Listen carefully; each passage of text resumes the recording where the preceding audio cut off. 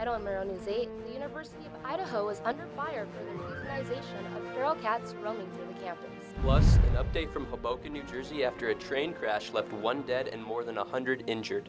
And the WSU Women's Transit Program resumed their service for the semester.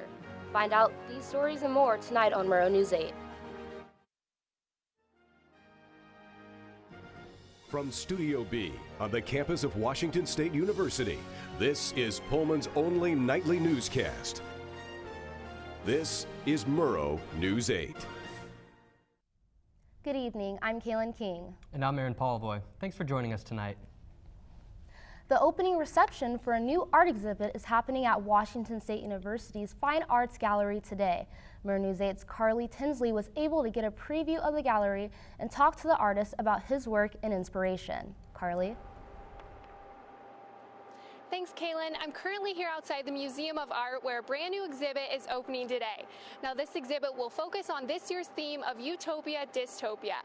I got a chance to talk with the artist and have him tell us a little bit more about his exhibit. Outlaw Architecture was created by visiting artist Oscar Tauzon, along with the help of WSU students. The idea started as a brainstorming session between the students and Oscar. They were looking for unique use for the gallery when the idea of agriculture came up, so they decided to challenge themselves to find ways to grow plants inside the building. We used what's here, what's available. So we ran downstairs and found a hanging grid to make a hanging garden. We found a bathtub and a kiddie pool, to try and bring in some dirt.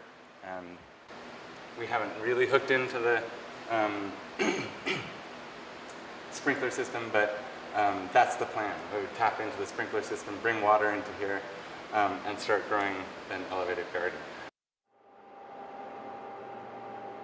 Now tonight, the artist Oscar Tauzon will be holding a talk in the Fine Arts Building 5062, and from now until October 15th, you can see the exhibit open for free. Back to you, Kaylin. Thanks, Carly. After 14 years, 2 stolen paintings are coming home to Amsterdam's Van Gogh Museum. The paintings were found earlier this week in Italy as part of a raid on the Amato Pagano clan, a notorious drug smuggling group. In 2005, 3 years after a heist ripped off Amsterdam's museum, the FBI valued the stolen paintings at $30 million. They will return to the museum after the conclusion of a criminal trial in Italy. The Pullman School District has a new addition coming their way.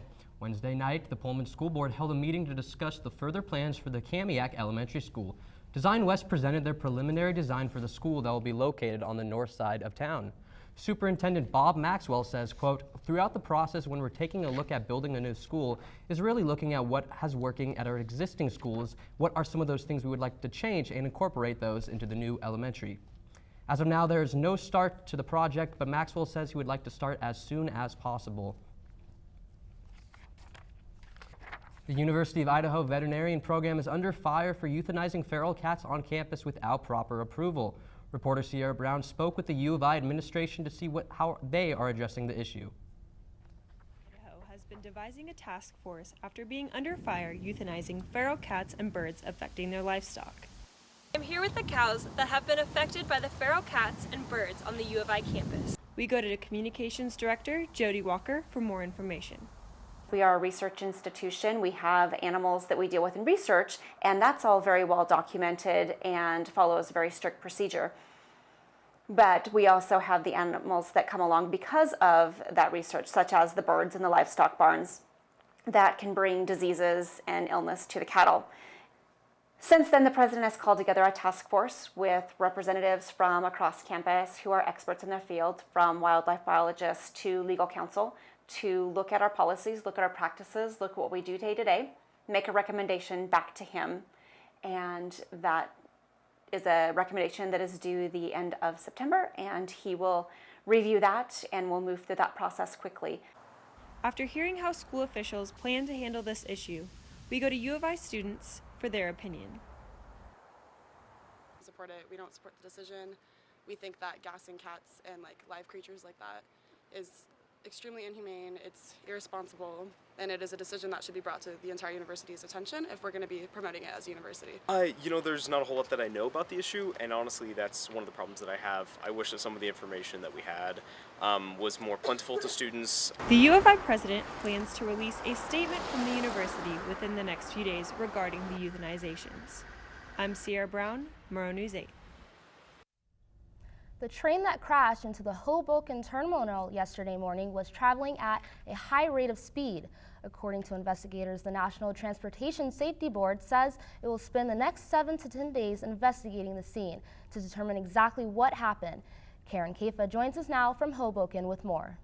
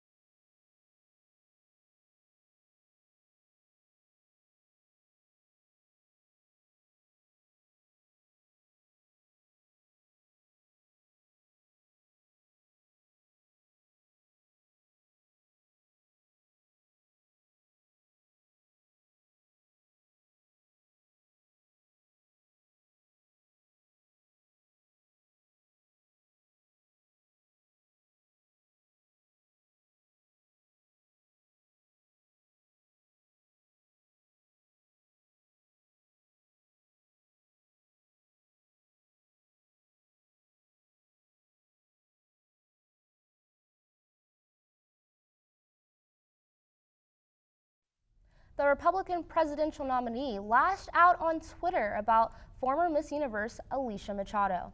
He's alleging that the 1996 pageant winner has a sex tape after Democratic Party nominee Hillary Clinton used her as an example of Trump's sexism during this week's first debate. Trump also holds that Clinton helped Machado gain U.S. citizenship for the use in her debate. Clinton fired back on Twitter asking what kind of man stays up at night to smear a woman.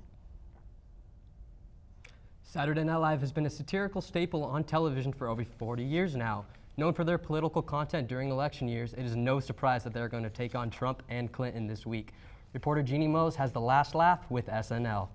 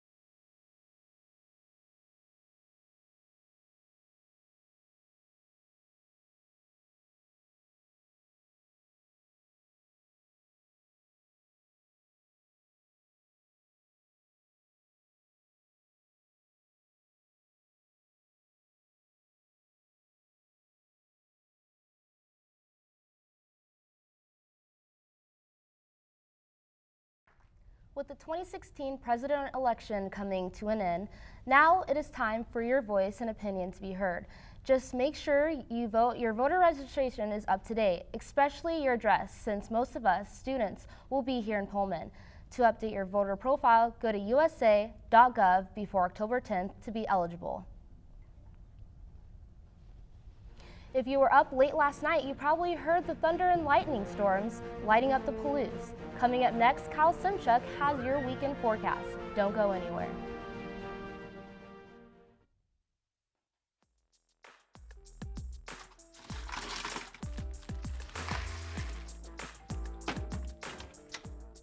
Thank you.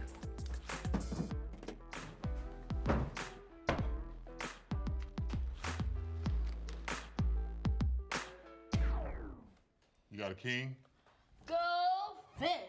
In your face! In your face! The smallest moments can have the biggest impact on a child's life. Take time to be a dad today. Can you help me with this? My new dad teaches me all kinds of stuff. Sure. He helps me with homework. That would be 3.6795. Thanks. Yep. He helps me with my decision making. I wouldn't use this one.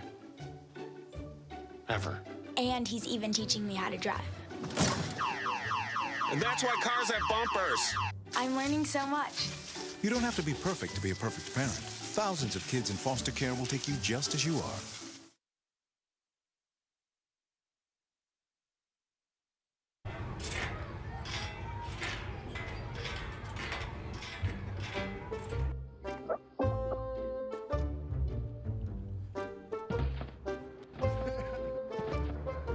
Ballerina.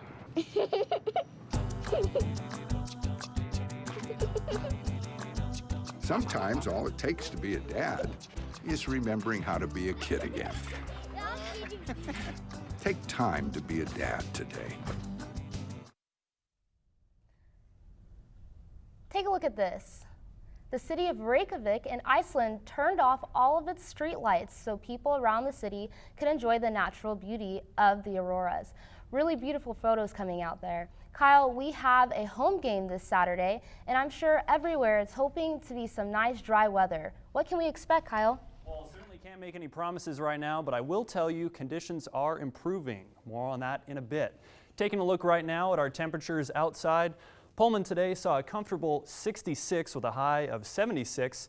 And I want to just let you guys know the average right now is 68 degrees. And so we're just about average where we should be. And keep in mind, this is the last day of September, so we will start getting into those more cooler October temperatures that we're used to.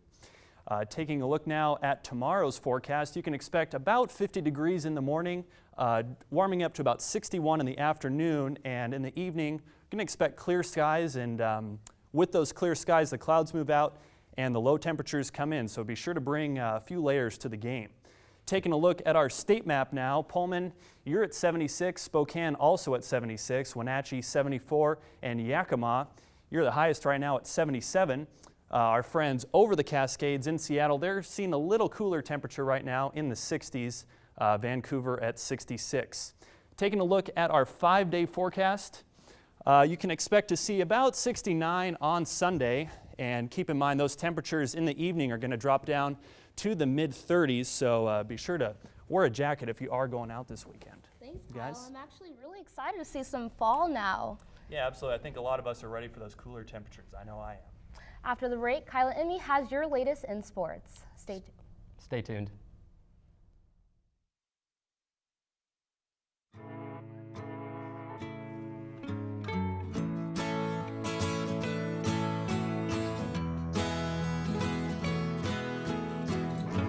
Wake the sun, tell him that I've begun to dream of things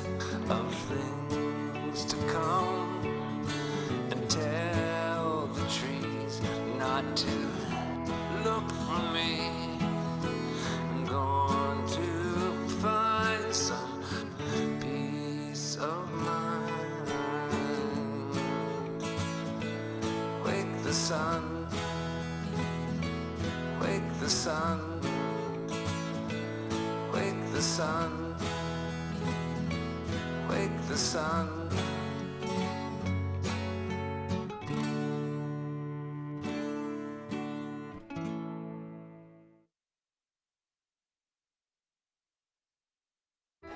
Here's your check.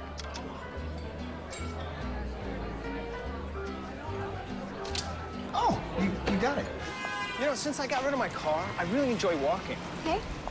Got it. No? Getting pulled over for buzz driving could cost you around $10,000 in fines, legal fees, and increased insurance rates. Oh, you're home early. You live with your mom? That'll set your game back a few years. Buzzed, busted, and broke. Because buzz driving is drunk driving. Welcome back. I'm Kyla Emmy, bringing you your latest in sports. Let's get going. The final weekend of the MLB regular season is here for the Seattle Mariners, and last night they faced the Oakland Athletics in a must-win Game 1. Leonys Martin delivered the game's first blow with his fourth-inning single to right field, which scored Kyle Seager. The slim advantage held until Ariel Miranda allowed a sixth-inning home run to Chad Pinder, the Oakland rookie's first career home run. Mike Zunino parked a solo shot of his own into the Oakland bullpen to put the M's up 2-1 in the seventh, followed by a Ketel Martin RBI single to plate Martin in the eighth. But again, the Safeco crowd was on pins and needles as Bruce Maxwell got the Athletics within one run in the ninth. Then with the A's at the corners and Mariners' playoff hopes in the balance, Edwin Diaz, the electric one, struck out Max Muncy to keep the Mariners in the wild card race. Seattle continues its postseason push at home tonight through Sunday against Oakland. The M's are pulling for the New York Yankees, Boston Red Sox, and Atlanta Braves to defeat other wildcard contenders east of the Mississippi. Thursday night, Cougar women's soccer fell to #1 Stanford 2-1 down in California. It was a close matchup with no scoring in the first half. Stanford's Andy Sullivan and Avery Collins scored goals in the 63rd and 77th minutes, but the Cougars weren't able to score until a Morgan Weaver drive in the 89th minute that just came too late. The Cougars are looking to redeem themselves in Berkeley at their matchup against number 17 Cal on Sunday at 11 a.m. At 7, WSU volleyball team started their battle against the #1 Cardinal in their home Bowler Gym. WSU recently jumped up to number 17 in the rankings after upsetting top 10 teams University of Washington and UCLA in Week 5. Stanford is holding the first place position in the Pac-12 with just one win in front of WSU. That makes tonight a match fight to hold the crown. Kyra Holt, the ESPNW Player of the Week, is expected to head up the Cougar offense.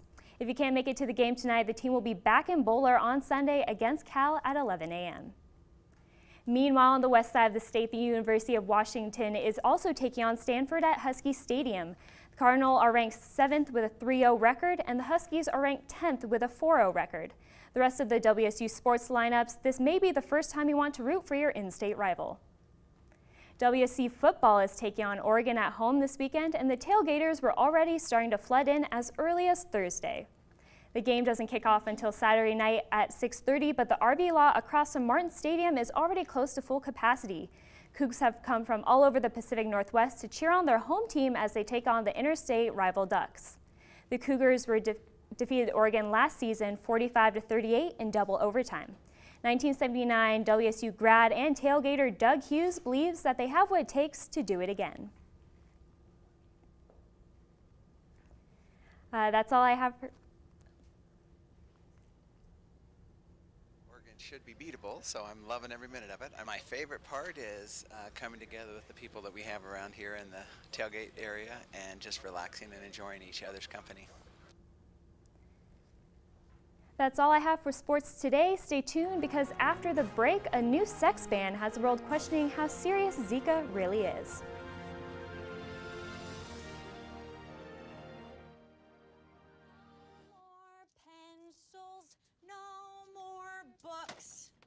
No more teachers, dirty looks. School's out for summer.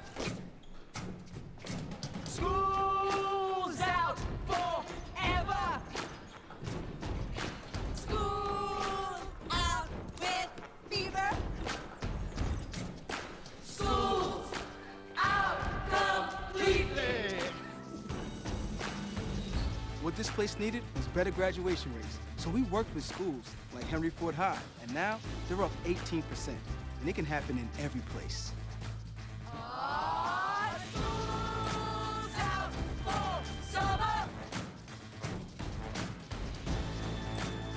To help us do more good this year, Go to unitedway.org because great things happen when we live united.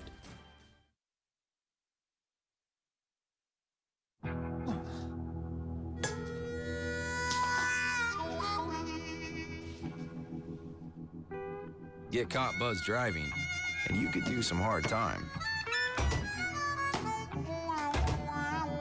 Craig, knock it off. Sorry, Mom. It could cost you around $10,000 in fines, legal fees, and increased insurance rates. And that could set you back a few years. Buzzed, busted, and broke. Because buzz driving is drunk driving. Welcome back. It's been a busy week around the world, and Brooklyn Garditi joins us now with the latest. Brooklyn? Thanks, guys.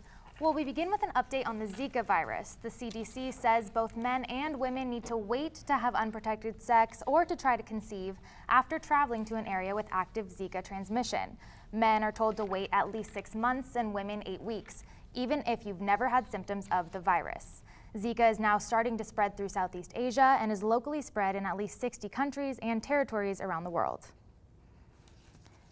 Bulgaria just passed a law banning full face covering veils. The Netherlands, Belgium, and France are some of the other countries that have also outlawed the article of clothing. A couple places along the coast of France have even banned the new fashion statement, burkinis. Fines for people who do not comply with the new law can be as much as $860. Pope Francis visited Georgia today and gave a speech supporting Georgia and other independent states breaking free from Russia. Reporter Devin Truby has the story. International law and sovereign rights today during his speech at the presidential palace in Georgia. The Pope received a warm reception despite only 1% of the population being Catholic. Georgia won independence in 1991, but is still in the Kremlin's shadow, even after a short war between the two in 2008. Georgia is one of the few countries that recognizes Abkhazia and South Ossetia as independent states. The Georgian president spoke on the 300,000 people being forced from their homes and Russia's opposition to UN resolutions and help. Georgia hopes to join the European Union and NATO.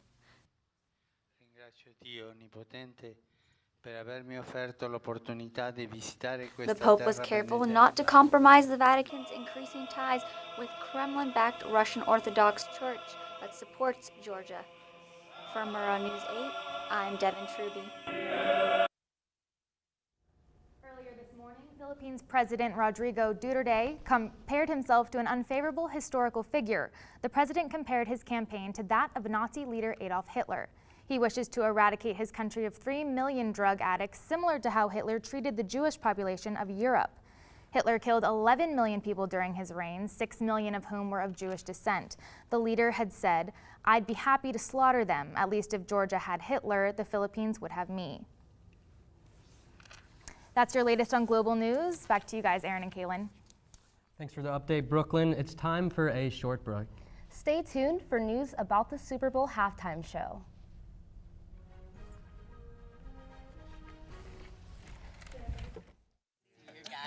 So, what's up? Oh, we finally bought a place. Holy cow. You seriously have enough saved to do that? We've been putting a little aside each month. Jeez, at the end of the month, we have nothing left to save. Yeah, I have no idea where it goes. Well, you're spending a lot on... Was it good? Oh, God. Oh, how is my account overdrawn? When it comes to financial stability, don't get left behind. Get tools and tips for saving at feedthepig.org.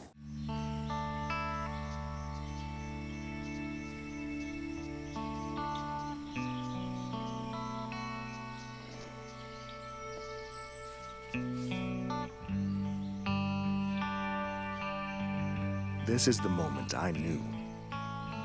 His future had no boundaries. There are some moments only the forest can inspire. Find yours at discovertheforest.org.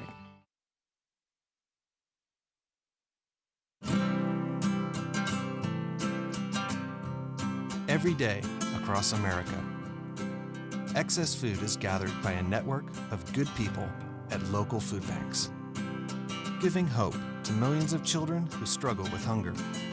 They've earned their wings, and you can too. Together, we can solve child hunger. Support Feeding America and your local food bank at feedingamerica.org. It's time to just dance. Lady Gaga will headline this year's Super Bowl halftime show.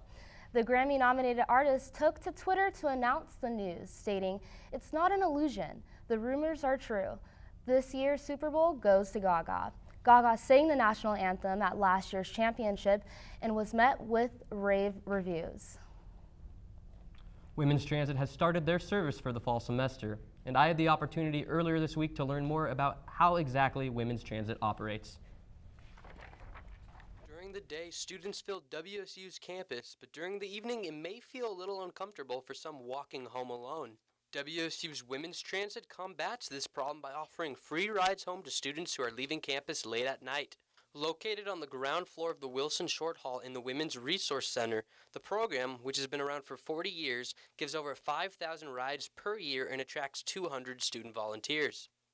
Yeah, we've been able to provide rides to, it's an average of around 22 rides a night, I believe, over the last school year it was, and it's definitely grown. One of the biggest myths surrounding women's transit is that it's only for women, when in fact any gender can utilize their services. You know, as a volunteer, you know, you don't really know who you're picking up as a driver, and I would see someone and I'd be like, "Oh, are you here?" And males would always respond negatively, and they'd be like, "Oh no, I'm not a woman." And I think for me, I would probably want to change the name. If you're walking through campus late at night or anywhere in the Pullman community and feel unsafe, pull out your cell phone and call WSU 267-SAFE. A driver from Women's Transit will then come pick you up and drop you off anywhere within city limits as long as it's a non-commercialized location. Turn that frown upside down because Grumpy Cat is coming to Broadway. The feline will make her cat's debut tonight. The internet sensation said, quote, "Being selected as the first real cat to perform in Cats on Broadway is an honor. I hate it. I'm really feeling honest. I prefer to play the Phantom in the Phantom of the Opera." Grumpy Cat can be seen on stage, but there was another feline found in a quite particular place. KCRA reporter Max Resnick gets to the bottom of this hairy situation.